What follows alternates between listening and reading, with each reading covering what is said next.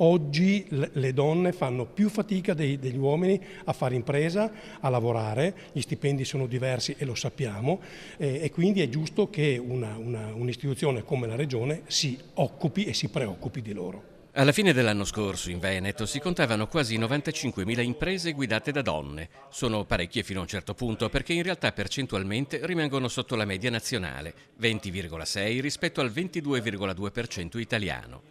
La Regione ha finanziato con 3 milioni di euro il bando 2025 per l'erogazione di contributi alle piccole e medie imprese a prevalente partecipazione femminile. Dal 2017 al 2024 questo bando a cadenza annuale ha finanziato 1085 imprese per quasi 22 milioni di euro. Fino ad oggi, con i bandi che abbiamo fatto a favore delle donne imprenditrici, siamo riusciti a sprigionare investimenti per 72,5 milioni di euro. Insomma, una cifra assolutamente considerevole che dà una mano, una spinta alle donne che vogliono fare impresa.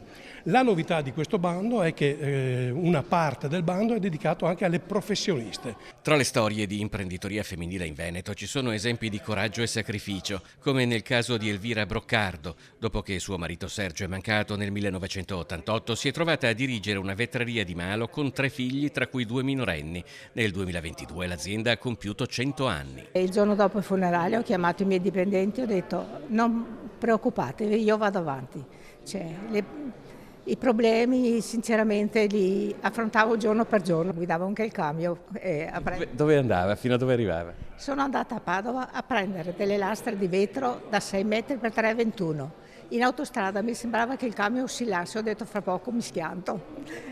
Una volta sono andata anche a Asiago e su per il costo sinceramente tremavo perché avevo paura che andasse indietro invece che avanti, ma ce l'ho fatta.